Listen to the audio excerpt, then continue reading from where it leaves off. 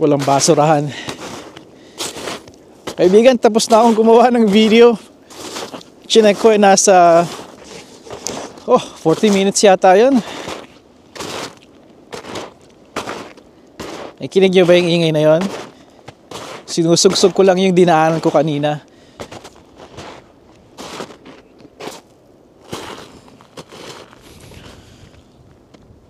Naroon ako, nakaupo. Nakaupo ako doon. Gumawa ako ng video.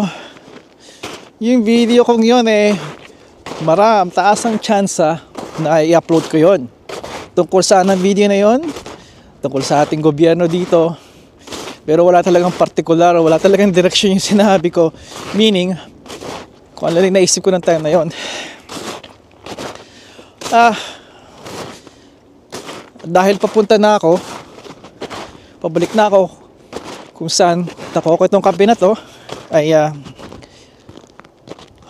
ganda ng panahon. Pwede ko sabihin sa inyo, nakatindig ako sa Frozen Lake. Pero isang malaking soccer field ito.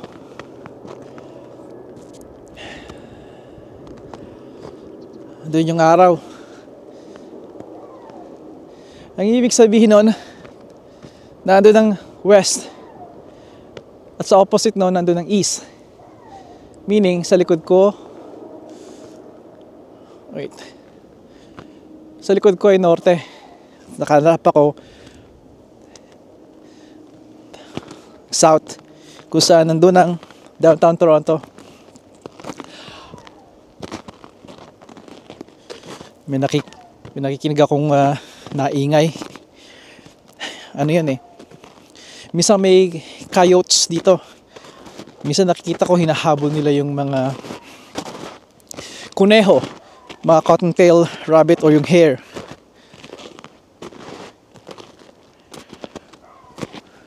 Well, I'm ready. Kung sakali matakihin nila ako dito.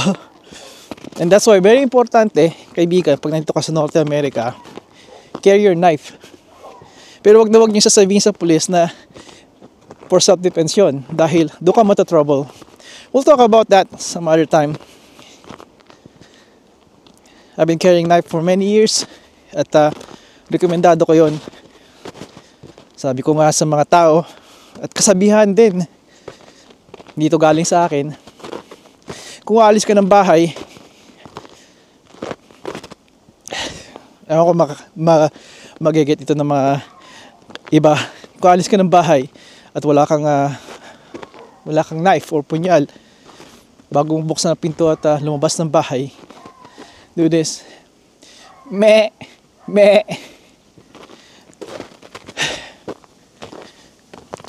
Ewan ko, naintindihan nyo yun.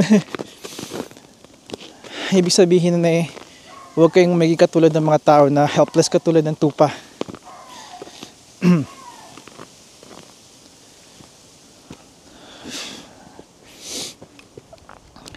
Ito na yung madulas. Madulas siya.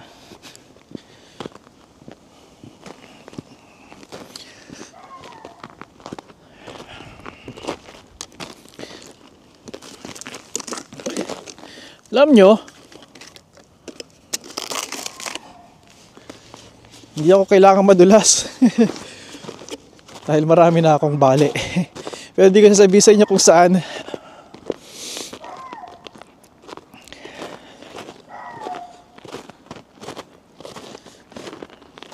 Meron akong sinave na pusa ng kapitbahay namin. Dahil pinagtulungan ng 3 fox. I think mag-anak yung fox na yun.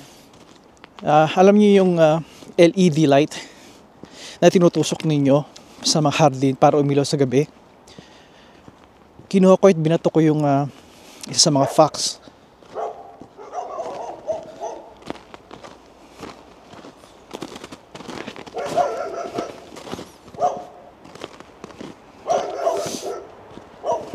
Dahil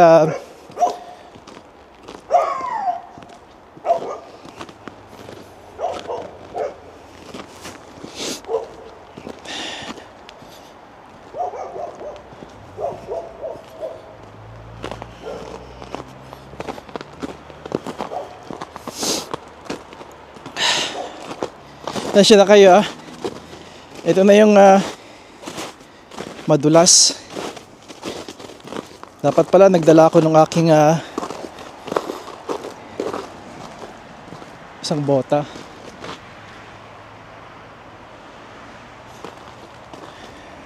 Pero malapit na ako dito sa main road.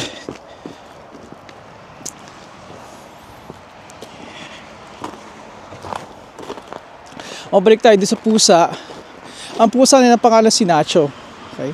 Now si Nacho, ang tawag namin doon si Pusang Gala. Siya yung ang baluarte niya yung neighborhood namin. Kulay kahel. At tumatanda na rin siya, katulad ng inyong lingkod. At one time nga, nakinig ko umiiyak siya. Yung talagang distress, yung talagang parang tulong, mamamatay na ako, parang ganon. Tulungan niyo ako, parang gano'n sa tao. Nakita ko pinagtulungan siya ng tatlo, hinabol muna siya at napunta siya sa ilalim ng patio chair na nasa property na siya nung lugar nila, nung may-ari. Kaibigan ko rin yun. Nandun siya at kinukuha na siya ng isa sa mga fax. So ang ginawa ko, tumingin ako, nakakita ko ng yung ang LED light, kinuha ko at binato ko. Natakot naman sila sa akin at yung dalawang fax, nandun din, umalis na rin sila. At si Nacho, tumakbo between sa aking hita, diretsyo, kung saan yung may-ari, binuksan yung pinto at sabi niya, Lenny, ano nangyayari? Sabay pasok ni Nacho. Pasok si Nacho doon, isara yung pinto, mayroon kayong fax dito. Yan ang, marami pa nangyari, pero yun talaga ang buong kwento. Grateful sila sa akin. Kinahapunan, nagpapasalamat yung buong mag-anak sa akin. Malaking pamilya yun eh. 5 anak. At as a result, binigyan ako ng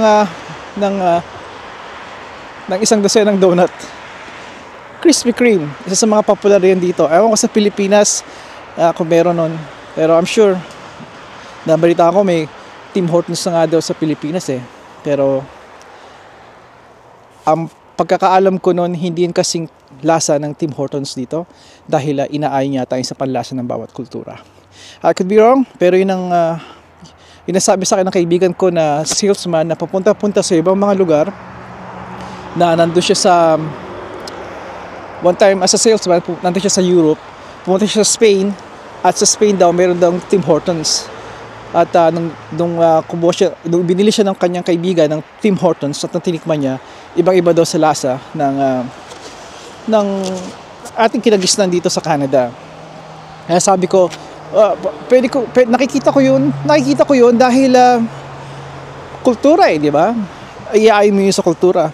Maybe a little richer or a little maybe darker. Hindi natin alam kung anong. Kaya hindi ako nagtataka kung sa Pilipinas ay gano'n din ang case na iba. At hindi rin ako magtataka kung eksaktong katulad ng Canada dito. Ang alam ko lang,